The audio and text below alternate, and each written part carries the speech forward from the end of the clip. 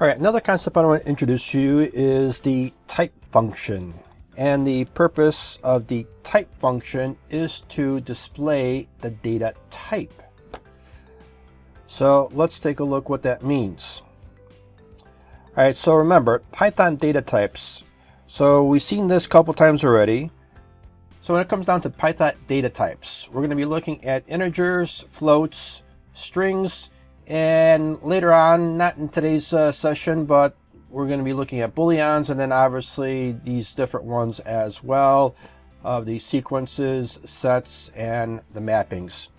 But remember, every time when we set up a variable, it is a dynamic type, meaning that the system is going to determine, and usually is spot on, if the value is going to be an integer, a float, a string. So using the type function and the reason why we want to utilize it. So let's take a look. It is a built-in function to determine the data type of a variable. It's to illustrate the dynamics to illustrate the Python's dynamic typing, or basically initializing or recognizing the type of data type the variable is going to be. Variables can change during runtime, as you have seen that I've changed a value that was an integer value into a string value right on the fly. Utilized for conditional statements. Now, this is going to be a big part in programming. As we move along in the class, we're going to look at conditional statements. So if things don't work, we need to test things out to see why, and to identify what type of value we are dealing with could help us resolve an error in our code. For actions based on the object, and for compatibility and checking different scenarios. So making sure that the data is handled properly, meaning that we're utilizing the correct value types that were anticipated that we're going to be utilizing.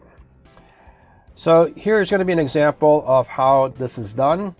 So here we have initialized a variable of z, and then when we basically utilize this particular statement, so we have print, another keyword type, and z is simply referring to what the value of that is. And we take a look at what the output is going to be, and it's going to display that is a class of float. So let's take a look at that in our program. And let's take a look at what the output's going to be. So here I did something a little bit more fancier, and I have a print statement. And instead of just identifying what the type is here, we're going to first identify the value for z. All right, so here we have that, so it should identify what that is. And let's go ahead and run the code. Oh, as we could see here, we do have an error. So if we take a look, we have an error on line 8, print, and then right here is identifying that we have an error, but it looks correct because we have our quote here, we have our quote here, we have our comma, we have our value. Everything seems to be correct, but we're looking here, it says syntax error, invalid character of this. And then we have this part. What could be wrong?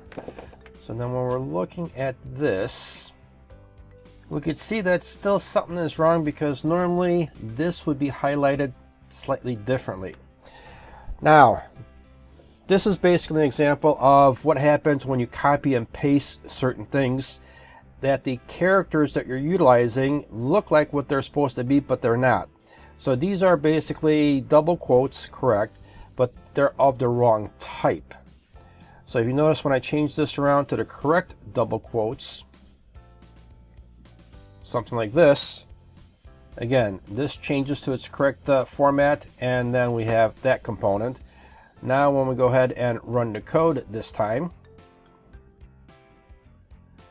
you notice that it worked, right? So the value for z is going to be that. So let's add another line for our data type. And once again, I copied and pasted, and you could see once again that we have an invalid configuration here, because again, these quotes don't match up with that quote. So again, a copy and paste doesn't always work as one should expect. So let me take that and fix that there. So now I got my statement of what I'm doing, and then I'm utilizing the keyword type. We have Z, which is going to identify the type there. So let's see if this is going to work. And let's go ahead and run our code and take a look. And once again, we get an error. No problem, because if we take a look at it this a little bit more in detail, line 9, we have this invalid syntax. And as you probably could figure it out, what's missing is, well, either a comma or a plus. So let's try it with a plus and see what happens here. Run it. Oh, that didn't even work as well, because we even got another error. So when we look at that, we still got an error on line 9. The data type for that is that. The only concatenate strings, not type. So this did not work. Let me clear the screen here. Go back to the code and let's put a comma there. Now let's rerun the code. And now check this out. We have the data type is for Z is going to be class float. So this syntax right there outputs that information right there. Now let's take a look to see if we change this around, put the plus back here, and wrap this with str.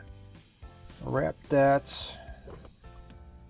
Hopefully you're able to see what I'm doing here. Wrap that up with this. So what I'm doing here is I'm changing this and I'm wrapping it with the string. You notice that I have my open parentheses for the string from here to here, and then my type. And let's see if this is going to work. So this worked as well.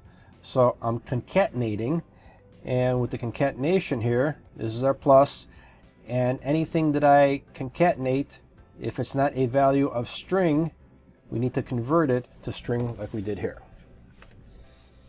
All right, so that's your little introduction to utilizing the type command. So that's going to be useful in some upcoming programs where we need to identify what data type is the actual variable.